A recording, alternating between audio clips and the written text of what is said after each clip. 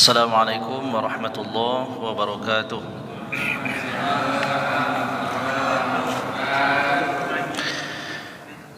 Bismillahirrahmanirrahim. Al-Fatihatu ila arwahi kafat ibadillahi salihin wa walidina wa masyayikhina fid din wa zawil huquqi alaina wa amwati ahli hazihi al-ballati min ahli la ilaha illallah ajma'in. ثم إلى أرواح أموات المسلمين وأحياهم إلى يوم الدين أن الله يغفر لهم ويفرج كروب المسلمين ويرحمهم ويشفي مرضهم ويجمع شملهم على الهدى ويؤلف ذات بينهم ويولي عليهم خيارهم ويصرف عنهم شرورهم ويكفينا وإياهم شر الفتن والمحن والمؤذيين والمتعديين من قريب أو بعيد ويرخي أسعارهم ويغزر أمطارهم ويعطي كل سائل منا ومنكم سبحانه ولا ما يرضي الله ورسوله ويفتح علينا فتوح العارفين ويختم لنا بالحسنى وهو راض عنا في خير ولطف وعافية وإلى حضرة النبي محمد صلى الله عليه وآله وصحبه وسلم ثم إلى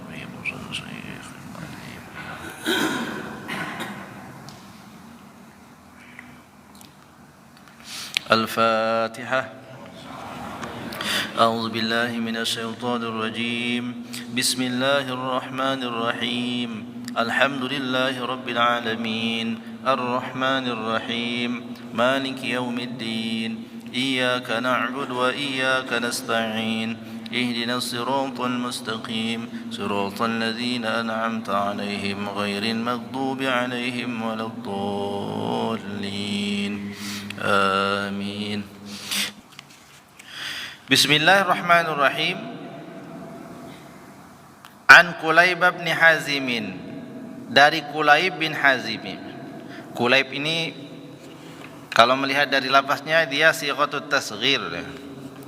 An Kulaib bin Hazim, dari Kulaib bin Hazim radhiyallahu taala anhu, Allah senantiasa meridhai akan ia, qala telah berkata ia, sami'tu Rasul sallallahu alaihi wa alihi wasallam, aku telah mendengar baginda Nabi sallallahu alaihi wasallam, yaqulu telah ia berkata Nabi SAW telah bersabda, aku telah mendengar Rasulullah sallallahu alaihi wasallam bersabda, kata seseorang yang bernama Kulaib bin Hazim. Apa perkataan Nabi?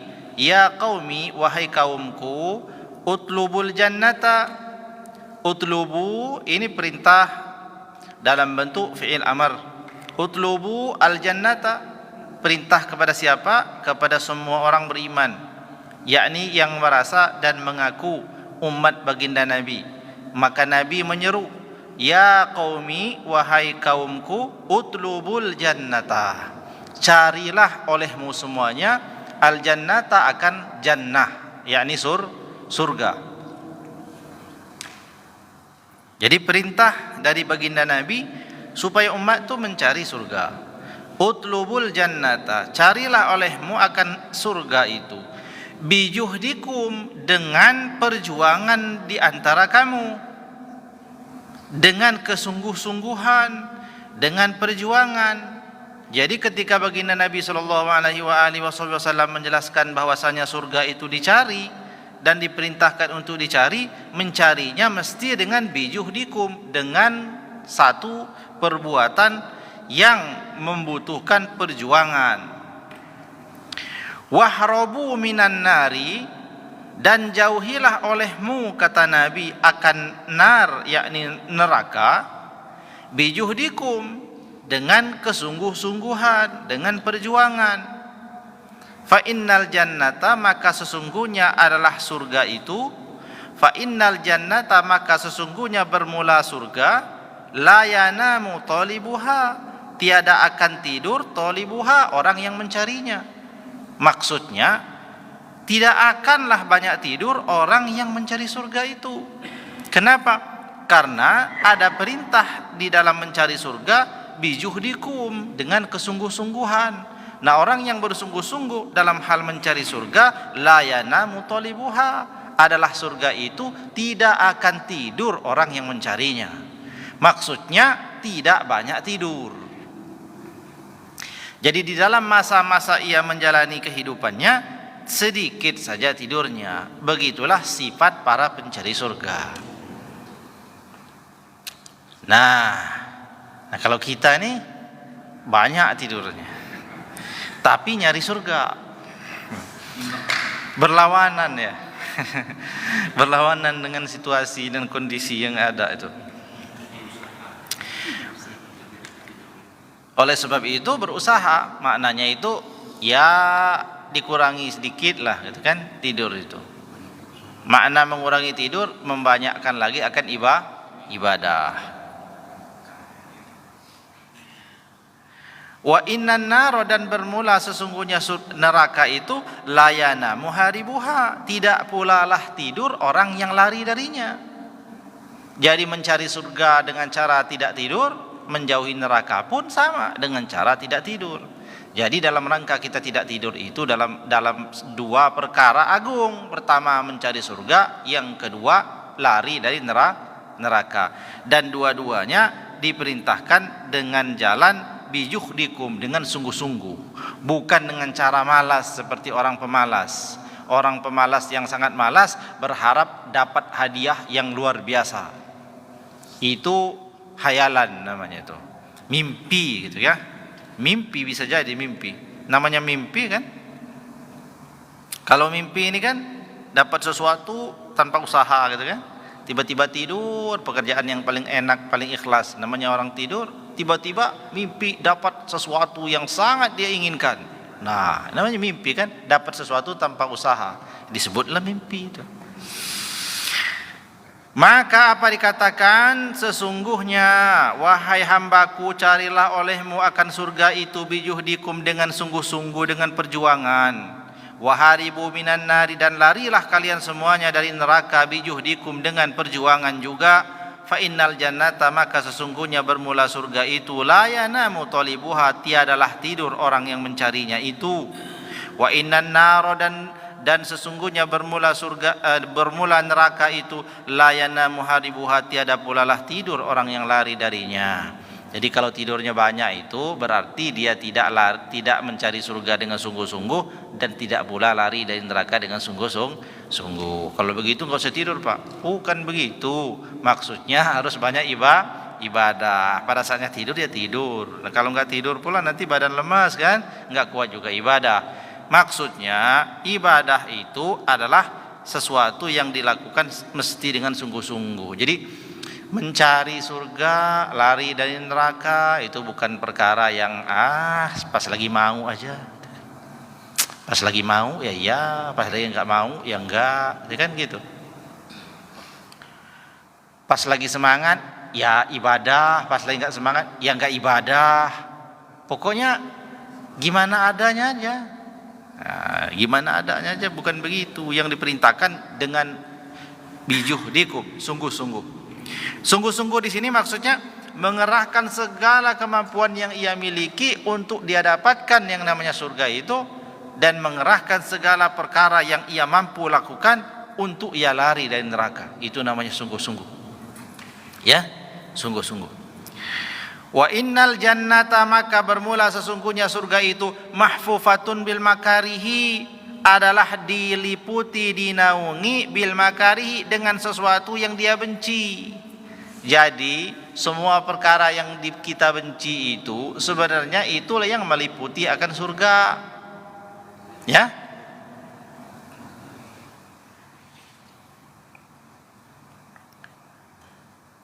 Nah, kenapa harus bijuhdikum? Kenapa harus dengan sungguh-sungguh?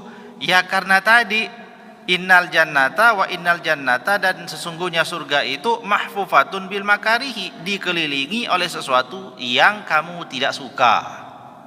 Siapa yang suka bangun tengah malam?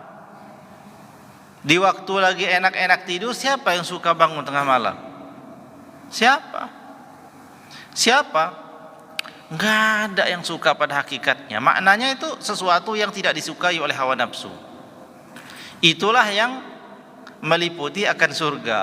Maka harus bersungguh-sungguh. Kenapa? Karena untuk mendapatkan surga itu harus melewati perkara-perkara banyak, dan perkara banyak yang dilalui itu sesuatu yang tidak ada satupun yang kita suka. Tidak ada satupun yang disukai oleh hawa nafsu. Ada orang yang suka lapar? Ada. Hawa nafsu siapa yang suka lapar? Puasa tiap hari. Enggak suka. Nah, tetapi dalam rangka ingin menggapai yang namanya surga itu harus dilewati itu sesuatu yang tidak suka itu, harus dilakukan. Maka kita melakukannya walau tidak suka. Lapar kita nggak suka kan? Tapi kalau Ramadan tetap kita lakukan. Nah, itu bentuknya sungguh-sungguh. Datang waktu sholat 5 waktu, kita sudah tahu 5 waktu dalam sehari semalam kita wajib. Walau kita sibuk, walau kita sedang mengerjakan perkara yang kita senangi, tetaplah kita sempatkan diri kita untuk sholat. Nah, itu namanya sungguh.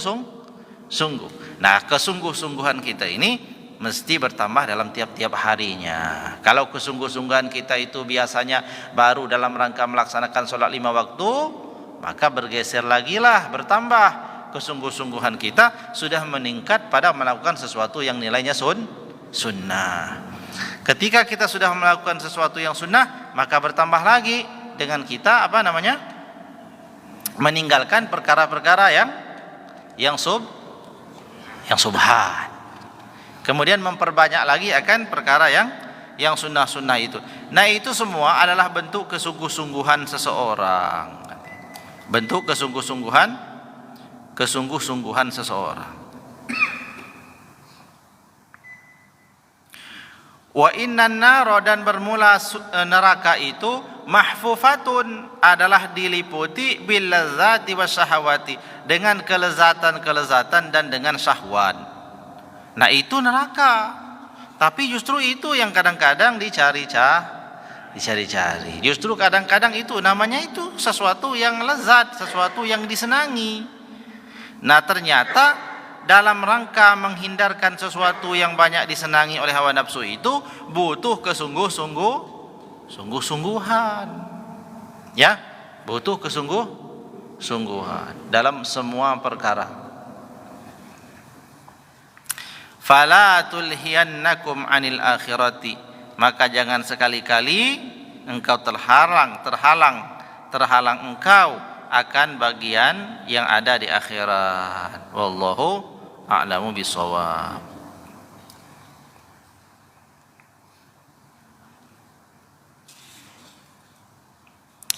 Nah, ini jadi direnung-renungi ini. Kalau banyak yang mengeluh, Pak, bagaimana ini kok susah? Ya, ingat ya, memang kita diperintahkan untuk sungguh. Sudah melewati terus-menerus, rasanya keujian hidup itu nggak pernah lepas. Kenapa keujian hidup terus-terus ada? Jawabannya apa? Karena masih hidup. Nanti ujian selesai. Kalau sudah tidak hidup lagi. Hidup tempat ujian. Jangan pernah bermimpi akan berhenti ujian itu. Ujian akan silih berganti. Kadang-kadang ujian berupa kesenangan, kadang-kadang ujian berupa sesuatu yang tidak kita senangi. Itu akan terus berjalan begitu dari hari ke hari. Ketika hari ini kita sedang susah, berarti ujian kita hari ini adalah kesusahan. Selesai ini ujian kesusahan, kita akan mendapat sesuatu yang sebaliknya. Berarti di depan mata kita adalah sesuatu kesenangan. Nanti setelah kesenangan itu kita dapatkan, di depannya beda lagi, ganti lagi, kesusahan lagi. Jadi seperti itulah, dan kita harus menerima itu dan memahami bahwa ritme hidup itu mesti dipelajari supaya kita tidak kagetan jadi orang. Begitu kita senang nggak kaget, begitu kita susah nggak kaget, begitu kita senang kita sadar ini ujian Allah juga berupa kesenangan. Betapa banyak orang tergelincir di dalam ia diberi ujian kesenangan. Betapa banyak orang selamat ketika ia diberi Allah ujian berupa kesulitan. Walhasil dua-duanya ini adalah ujian. Ketika orang sedang mendapatkan ujian berupa kesenangan, jangan lalai, ingat ini ujian juga yang tidak kalah bahayanya dibandingkan ujian berupa kesulitan. Bahkan banyak orang yang selamat dengan ujian kesulitan. Tapi banyak orang tergelincir dengan ujian kesenangan. Nah, ini kita ingat betul ini. Ya, kita ingat betul ini. Nah, orang yang beriman pada Allah dan orang yang yakin akan takdirnya Allah, dia siap menghadapi ujian itu dua-duanya. Ketika dia dapat ujian kesenangan, dia siap, badannya siap dengan ujian kesenangan. Artinya kesenangan itu tidaklah membuat dia tergelincir. Begitu juga dengan ujian selanjutnya. Ketika dia sedang dapat ujian berupa kesulitan, dia bisa melewati kesulitan itu. Sehingga ketika dia mendapatkan ujian berupa kesenangan, kesenangannya itu mendatangkan kebaikan ibadah bagi dirinya. Ketika ia sedang mendapatkan ujian berupa kesulitan, kesulitan itu bernilai ibadah bagi dia.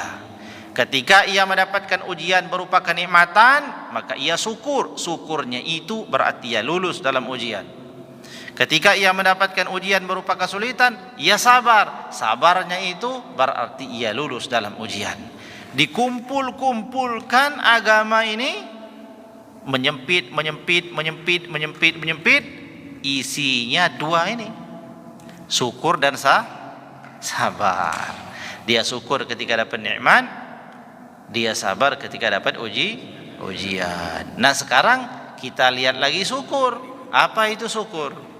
Apa syukur?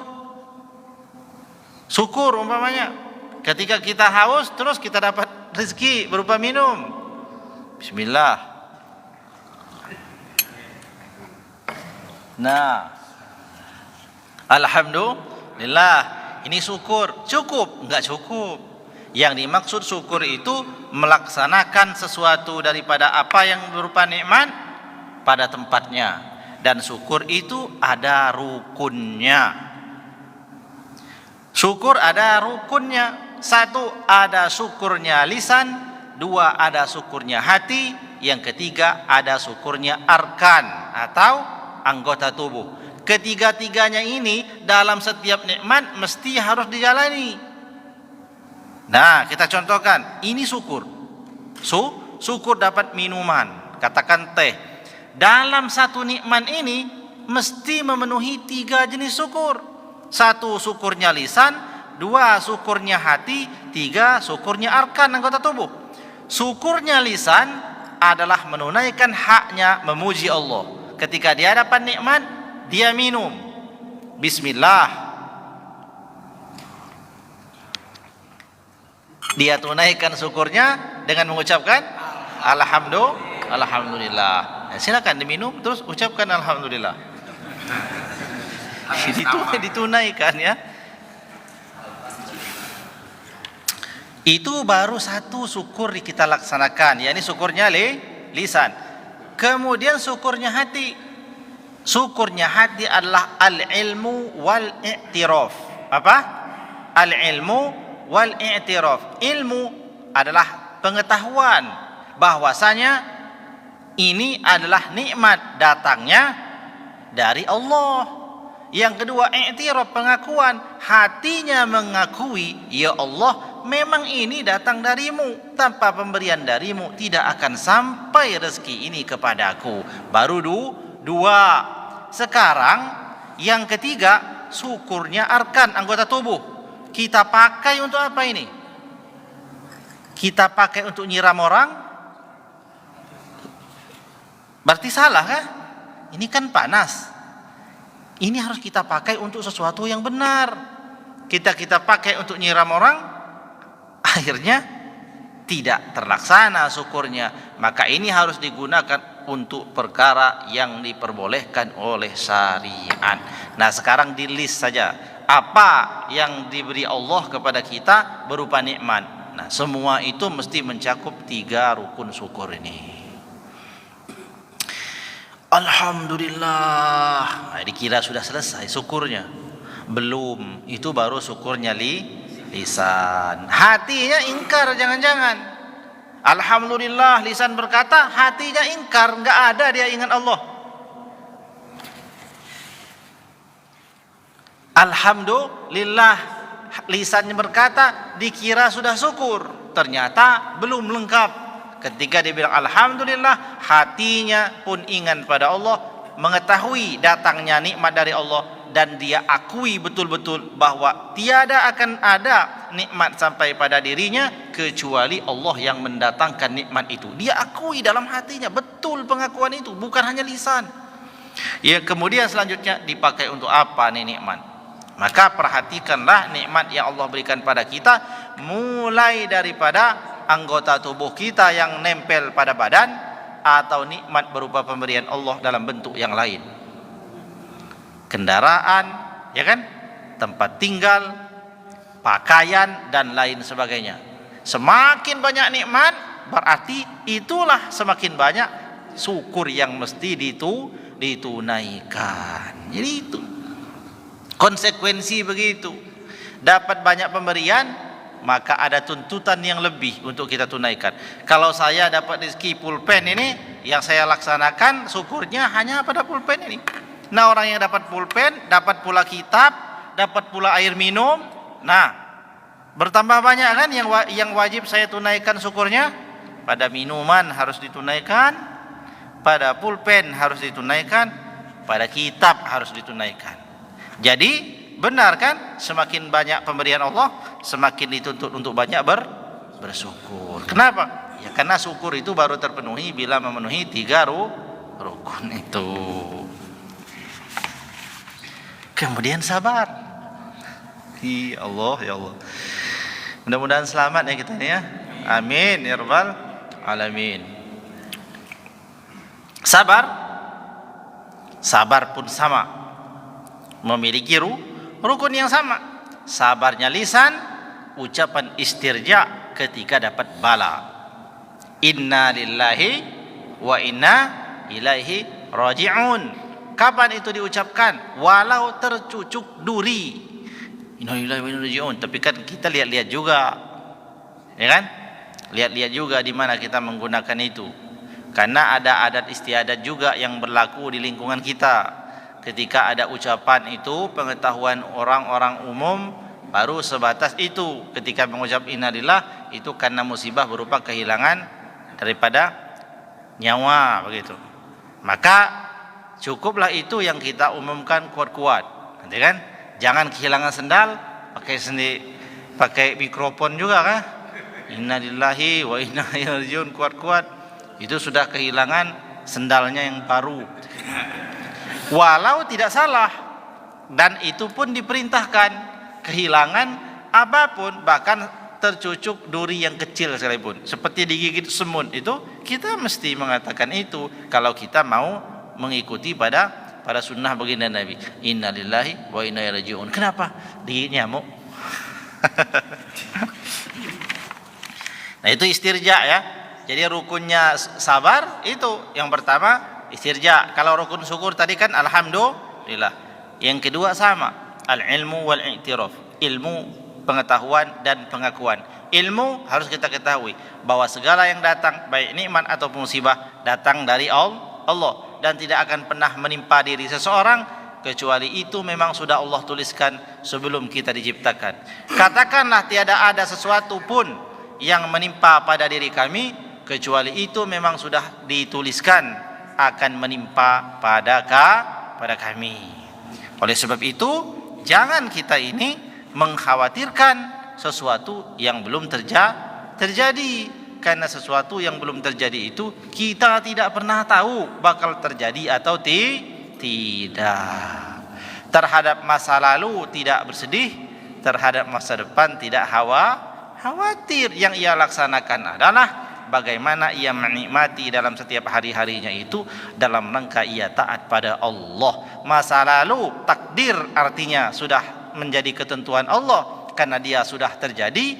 Masa depan adalah harapan kita semakin baik. Lalu nikmati hidup itu dalam setiap hari-harinya. Ya, jadi rukun sabar ya. Istirja, yang kedua